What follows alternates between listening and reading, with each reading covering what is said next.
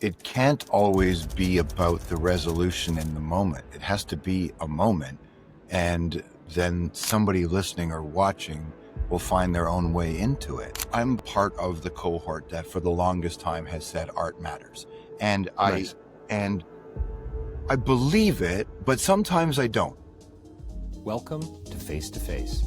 This is a show about change and what's next.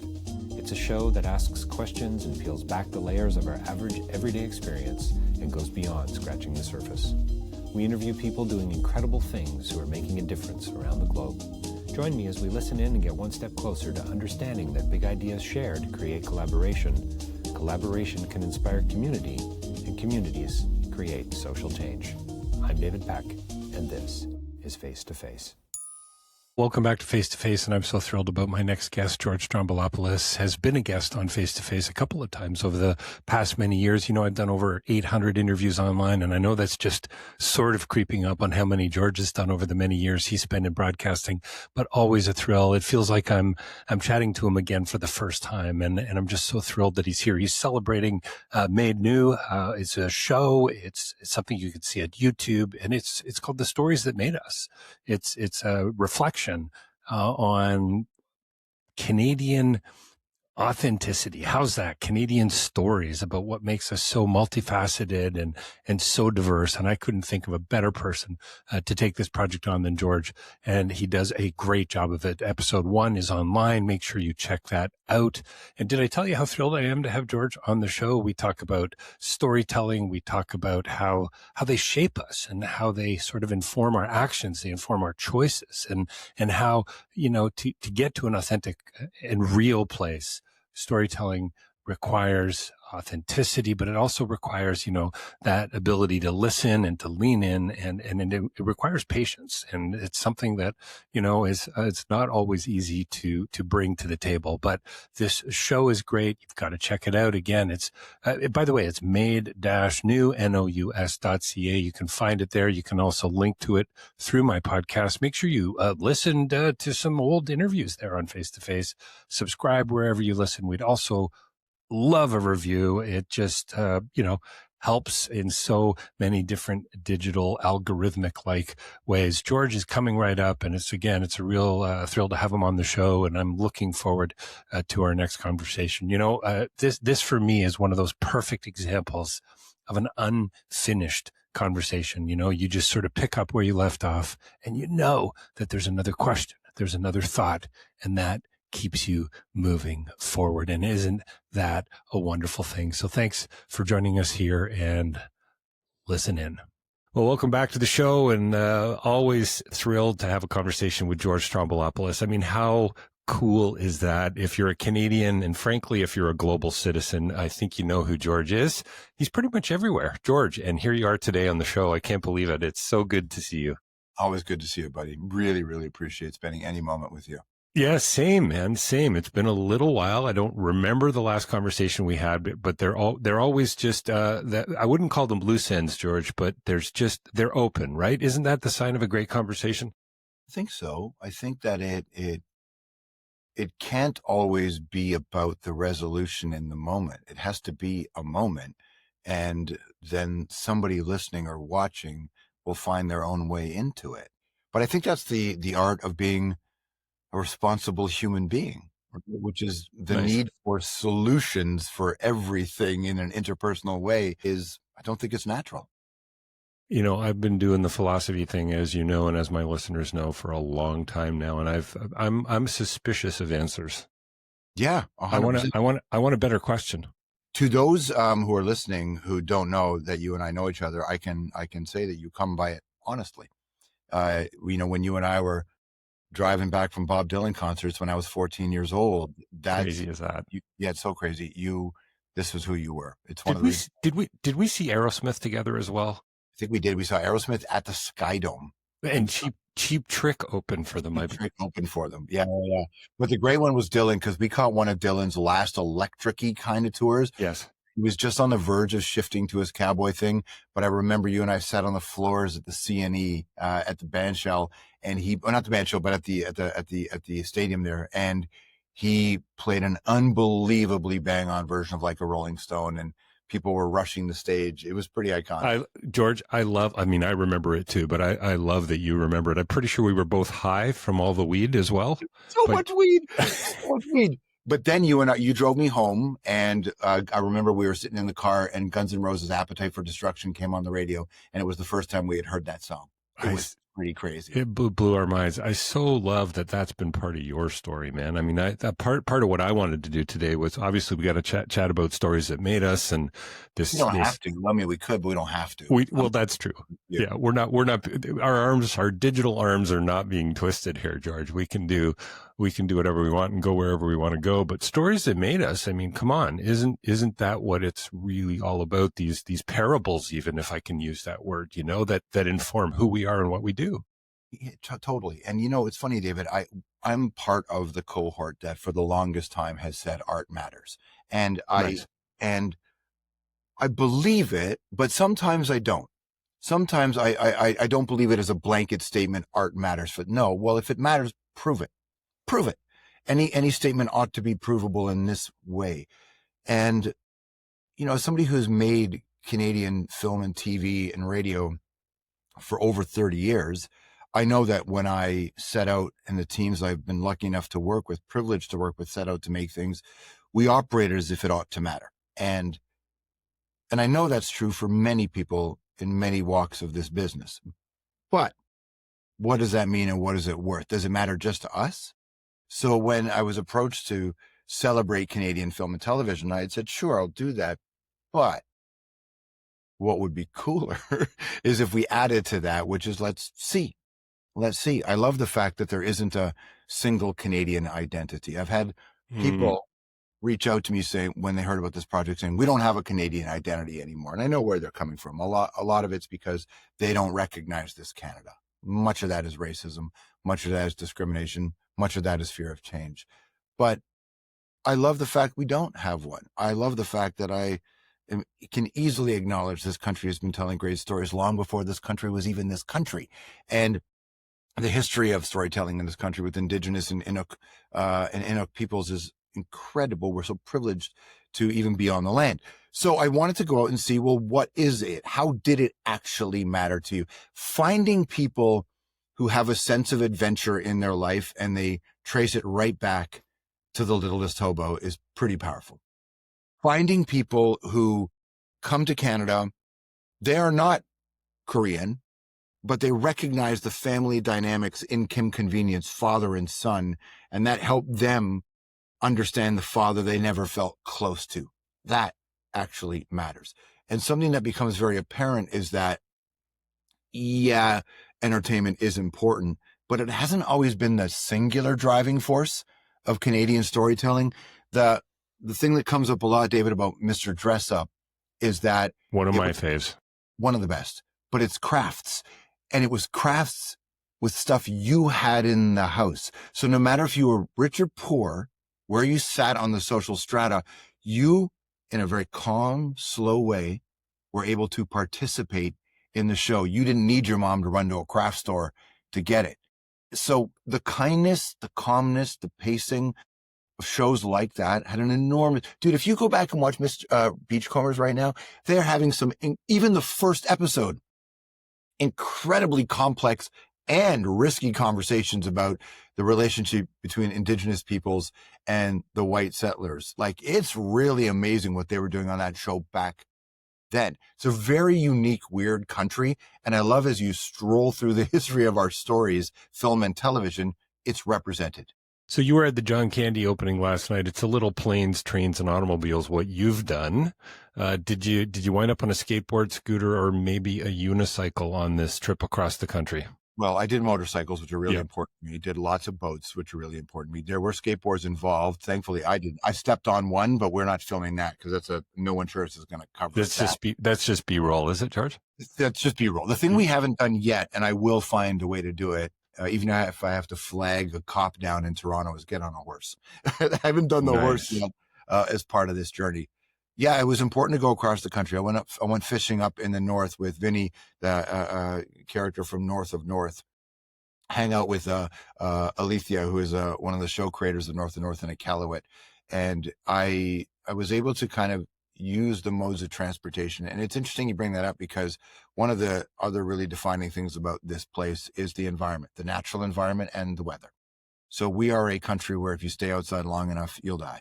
And it's a harsh country, but it's also represented. I met a filmmaker, a legendary cinematographer, director in British Columbia named Vic, who's much older now. I think he's approaching his mid to late 80s.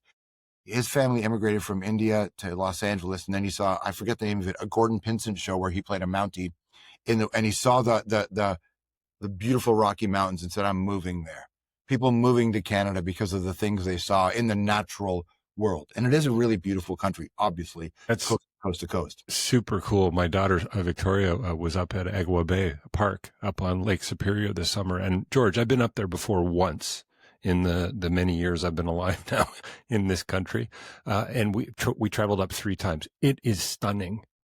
George, you just got to open your eyes and open your ears. Yeah. And honestly, I know it's a thing that a lot of people who, especially a certain version of Canadians, don't want to hear this because they feel like it's an affront to their existence.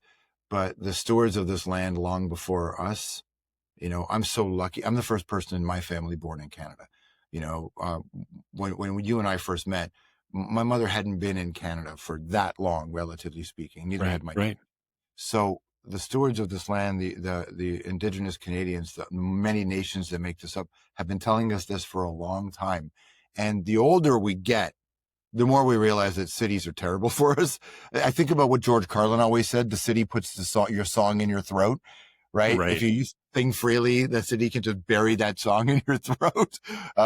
So I was just really grateful that we, Diener from Fubar, we got to hop on a boat in the Laurentians, one of the oldest mountain ranges on this side of the planet, I believe. And we got to just sit there and just talk about Bruce McDonald and how much he changed our lives. But we got to do it in a natural environment, not in a studio. Our director, Alex Craig, had zero interest. I had zero interest in making this a traditional documentary series where we're just sitting talking. So glad to hear that, George. So to be out there, sitting in Molly's Reach and Gibson's with Jackson Davies, Constable. It's so favorite Canadian film. I mean, Littlest Hobo, yes, that's pretty high on the list for you. I'm an SCTV guy, hilarious House of Frightenstein guy in those early days of my life. I'm not this guy without that, but for sure, it's Bruce McDonald. So before my family split, my mom would work in bars, and my old man would be have to babysit me, but he didn't want to. So what he would do is he would throw me in the backseat of the car, cover me in a blanket so we didn't have to pay, and take me to drive-ins when he'd be hanging out with his buddies. So that's where I first saw The Brood from David Cronenberg in a drive-in. Wow. And so Cronenberg really inspired. Same. Cronenberg opened my me list. Up. Totally. Opened me up. But I was a late teen when Bruce McDonald hit the scene. And Bruce McDonald's rogue, that renegade punk rock and roll, edgy, a kind of Canadian storyteller you hadn't seen, because we're a pretty, most of what gets, the oxygen of the country is, you can make the argument that it's emotional, but it's a bit safe, right? The danger of Bruce McDonald, the danger of Adam McGowan, the danger in those stories, the danger of Alanis and Bumswood just with her presence, the revolution and that, the danger in those films really inspired me. But Bruce was my guy, man. I love it. It's all gone Pete Tong. And I went, this is the epitome of Canadian. I love it's Bruce McDonald. For me, it's probably Cronenberg, but one of my favorite Canadian films is Last Night. Don McKellar, Sandra Oh Early. It's stunning film, and it just goes. I interviewed him, George. I had the opportunity to say to him, Don, for what it's worth, one of the most sublime endings in a film of all time. Guantanamera. Do you remember the scene that? Yes. So McKellar directed Twitch City, which was one of the most unique shows that had ever been on. There's a moment where a famous Canadian band is dressed up as Nazis in a kitchen at a party, and the line from the character is, "You really should try Satanism. The music's better." And probably true. You don't see that kind of stuff. Definitely true. I can attest. You don't see that kind of stuff on. So Don McKellar for sure. Really, really. Well, how about Crash? Cronenberg gets the most audacious film award that they've never, awarded before. It's a mental film, because it's a mental film. And that's the thing about Cronenberg. It's mental. Another thing, I think the one thing that the Canadian industry does wrong is it treats Canadian artists who leave Canada as if their stuff is no longer Canadian. Right. And It's good. frankly, Norman Jewison might be the finest among us. Norman Jewison's quest for justice and understanding in a really complex time in the United States are no less Canadian works of art. His And Justice for All film, where Al Pacino's character fights hard for a trans client in the 70s with the Powerful best, stuff. weirdest jazz soundtrack, and Pacino. So this is Norman Jewison. You think about Sean Levy and his success on Netflix. Sarah Polley certainly succeeds around the world, gets the love in Canada, well deserved. Think about the work that James Cameron has done. There are some people who I've heard say that this John Candy film, John Candy, I Like Me, isn't a Canadian. It's Ryan Reynolds talking about John Candy, aka Johnny Toronto. Everybody needs to shut up. It's a Canadian movie. It's a Canadian movie. So I think we do a really terrible job in the industry of celebrating Canadians who succeed elsewhere as storytellers. And this is one of the things we didn't want to ignore. George, you are going to go down as one of the greatest Canadian storytellers in my mind. Seriously, your social media, the work you've done on Much, the hour, and so on, the interviews. Let's shift gears a wee bit here. How do you get people to tell their story? How do you get to that authenticity and that transparency? Because it's not easy when you first meet. Imagine going on a date. Somebody you have, how do you dig in a little bit? Because that's basically what you've been doing from, coast to coast to coast over the last, 3 months, 4 months? Yeah, I mean, I think you, and sometimes when I say this, it might sound a bit ridiculous, but I mean it. It's what I'm trying to be is an emotional archaeologist, and I want to dig up bones. Nice. I haven't heard that phrase before. I want to dig up the bones with the person. Sometimes it's in a blunt with a backhoe. Sometimes it's just with a little brush. We lay the bones out, and I don't decide what the thing is we're looking at. We collectively think, hey, we think it could be this, right? So for me, as much as I talk for a living, and I talk too much in my life, I listen more. And the art of listening and you know me, I'm not afraid of an empty space. So if you don't put pressure on people and let the space do what its job is, because there is nothing empty anyway, we're all the same thing, molecules, then I find that people are willing to open up. I also don't have an agenda, in that I didn't set out trying to prove a point on this project with the stories that made us and made new. I set out to find out, what did you think? I like learning more. Dude, we met a guy called Kevin in Edmonton who runs one of the last really dope video stores in the country. And it's in Edmonton. It's in a basement. You would love it. You would love it. Because he celebrates all genre films, but also the really weird ones. If you think about one of the very first slasher films in the world is Black Christmas. That's Canadian. You think about the stuff that we have created, the weirdness of this country. And all I had to say to him was, so Canadian stories. That's all I had to say. That's all you had to say. Ready to go. When I signed up for the project and we started to develop what it could be, honestly, I didn't think it would resonate with people the way it has. I didn't know, because it's just not how I think about the stuff that I do. The moment we started posting on social media, the response and the engagement has been massive. Meeting people across the country has been massive. And there's a kind of willingness. And listen, I understand that probably part of the reason this thing even became an idea was because of all that elbows up weirdness. But this isn't an elbows up project. This is like, forget all that stuff. Like, forget why. Let's just get into what it is that means a lot to you, and then why. So I don't have to do a lot of the heavy lifting. I've also been very lucky that enough people have grown up watching me that they know that if I'm going up, we're going to have to tell some stories. George, they trust you. And I think that's something. So I interviewed Shane Belcourt and Tanya Talaga yesterday about a new TIFF film, Red Power Rising. You got to see it. Louis Cameron, super important film. Talk about nothing without us, about us is for us kind of a mentality. But she said, we're just at the truth part of the truth and reconciliation. Did you get that sense crossing the country as well? Yeah, for sure. And it was interesting, in Edmonton, we spoke to both the legendary Tantu Cardinal and a young filmmaker and actor called Cody Lightning. Very different perspectives on Indigenous film and TV. Of course, much in common. and they've gone back, they've known each other forever, but different perspectives. Very early, Cody's got a new film called Smudge the Blades, which I think is going to be a different experience for people to watch. You know, one of the great tragedies in this country is that Jeff Barnaby died too young. And Jeff Barnaby was an incredible filmmaker who had made some really great stuff, but I think his best was yet to come. And he did not want to tell stories in the traditional way, you know, as an Indigenous person. And what an artist he was. So I definitely see, I'm not even sure we're at the truth stage, to be honest with you, because I did a show for APTN called First Contact, where we took Canadians there were a lot of racism, and we put them in the same rooms and hung out with and stayed with Indigenous Canadians. I'm not shocked by the racism. We know it's real. I was stunned by how comfortable everybody was being racist on camera. Wow. That's really shocking to me. And that was not that long ago. So I think you know, for sure, if that's how they feel, I think they're right. It's the very beginnings of the truth.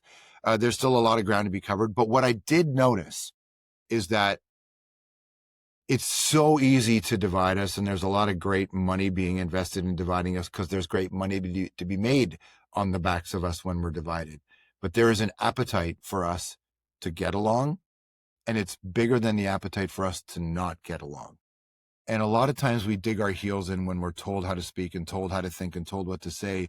But once you get past that initial first reaction of the brain chemistry, most people want a similar thing. Some people just suck, David, and that's the fact. But most people really, especially in this country, have realized that at best we're a promise. I think Canada and national anthems and flags are just a promise we strive to achieve those goals. I think there are enough people in this country that want it, and I'm honestly really, really grateful that my family chose to come to Canada. Some from Poland and Egypt went to the United States. My family came to Toronto, and I don't think I could have had as beautiful and complete an experience as a human being had they not come to Toronto and this city in that era. And George, we wouldn't have met, George. So think about those implications. I mean, George, isn't there a fine line between sort of pride and admiration and nationalism? You brought up the flag and and all that, and I feel it. I can get the goosebump or two. Yeah. But it's a fine line, right?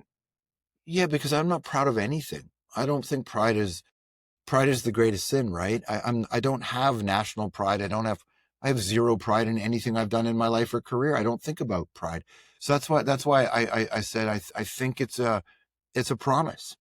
And as long as we keep it as that promise ahead of us, then it's a thing we strive for. Listen, I think that there's lots of things about this country worth criticizing, and people on my side of the political argument, we double down on complaining about it, for sure. But there is a lot of stuff to be grateful for. I spent a lot of time around the world. I spent a lot of time in the United States, man. When it is a much better place to live. When I land in Toronto, the exhale is much different. Sure. I think of Canada in a way, the way I think of the kind of person I want to be. I want to be the kind of person where if my number shows up on your call display, are you inhaling or are you exhaling? I want you to exhale. A lot of people I talk about when they come to Toronto, they come to Canada, they go, oh my God, spending time in Vancouver is a beautiful place.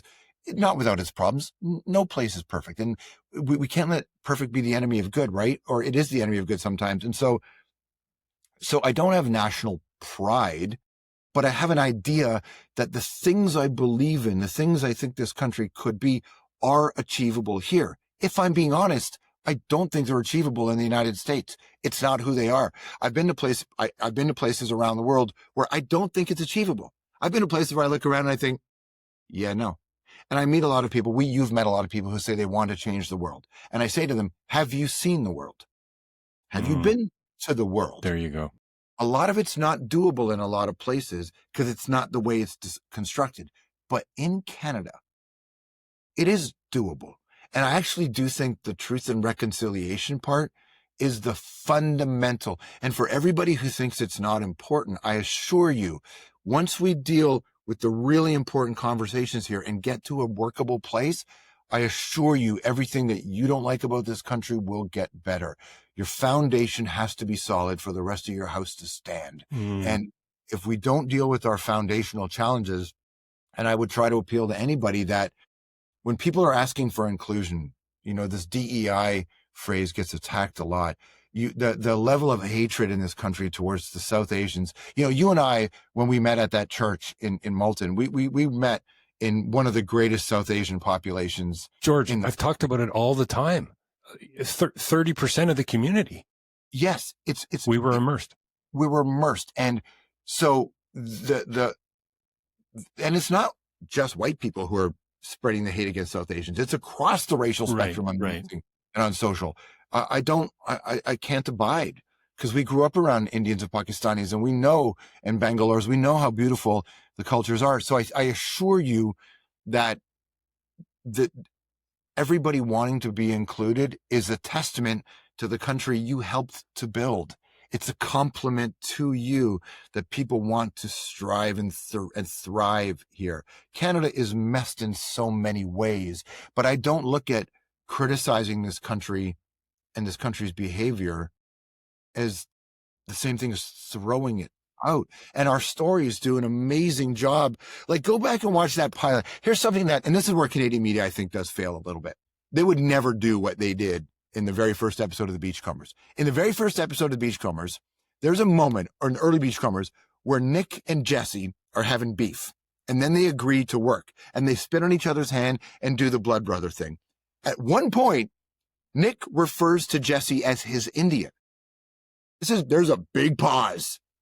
And you know that people are about to gasp. And what does Jesse say in response? Deal, my Greek. Spits in his hand and does the handshake. That would never get made today, bro, because everybody's scared of those real conversations, at least network. But the Beachcombers made a very provocative statement.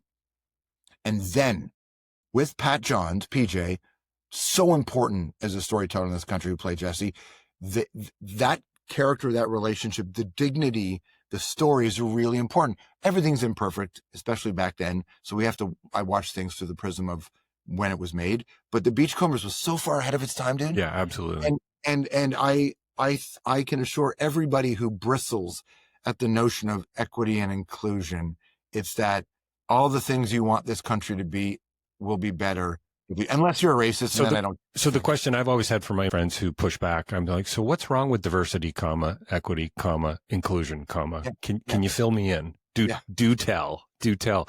So isn't the act sounds so mechanical, but this is about building better relationships, George. It's about transparency and authenticity and truth. And we get there by telling stories and saying, let me tell you what happened with me and my dad. And then aren't we in some way building community? Tanya yesterday, Talaga, the author and producer and Makwa creative and so on, she says, no, we Indigenous people look at it as a collective whole. This isn't about me, the individual, or my story. This is about what you're up to, our story. And it sounds corny and trite, but I'll let you go with that. But it's actually science. It's science, is that our brains develop because of language, whether we speak it or think it. Stories are how we express. Our neurons are firing, and as you know, neurons that fire together wire together. And language and story is how we do that in one significant way. You telling me your story, me telling you mine. Tanya Tagak, a great artist who was up filming her movie in Iqaluit when we were there, her telling her story and her family's story.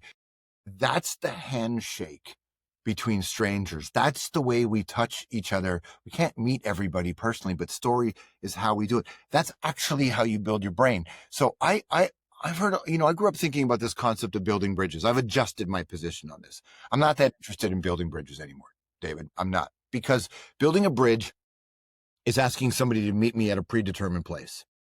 How I'm looking at my life now is I'm filling in the gaps in the spaces between us. So you come to me where you are when you want.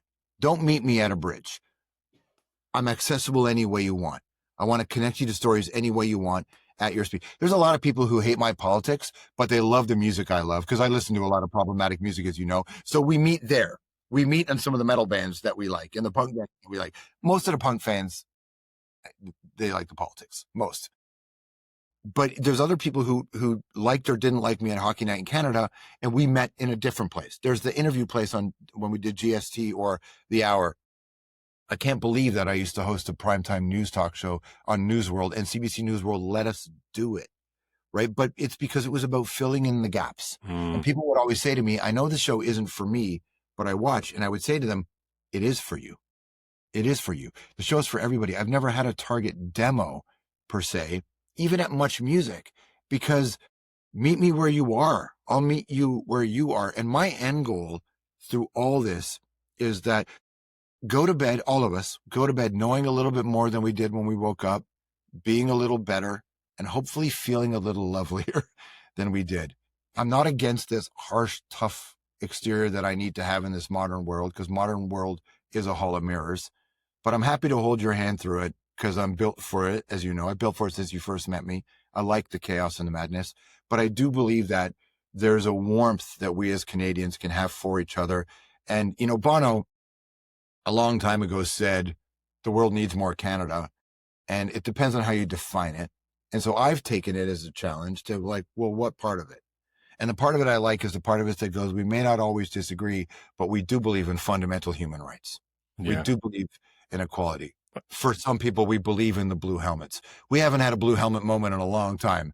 And with Mike Pearson. So I think there's lots of things that this country can offer the world. And the only reason I present it that way is because it's a country that has afforded my family an awful lot, escaping both not the Nazis and the Soviets. Like, my family is better because of this country. And so it's the place that I decided to tell these stories from. So good, George. Stories that made us. And if you hadn't quoted Bono, I would have. So just for the record, I'm glad you did. Hey, last question. Did you by any chance get to see or look into the Tickle Trunk? I think that, you know what? So there's a version of the Tickle Trunk at CBC. There's a Mr. Dressup place, nice. And in the kids museum, but I've never actually got to see inside it. I'm not sure that I want to. I treat the Tickle Trunk I hear that. like the warm up to Quentin Tarantino's briefcase in Pulp Fiction. A little mystery and wonder goes a long way. George, awesome. Listen, man, I could hang with you all morning. I know you got a lot going on, and hopefully we'll bump into each other at the festival, and looking forward to continuing this conversation. Stories That Made Us, George Strombolopoulos. You can find him pretty much everywhere. Thanks, George. Really appreciate it, man.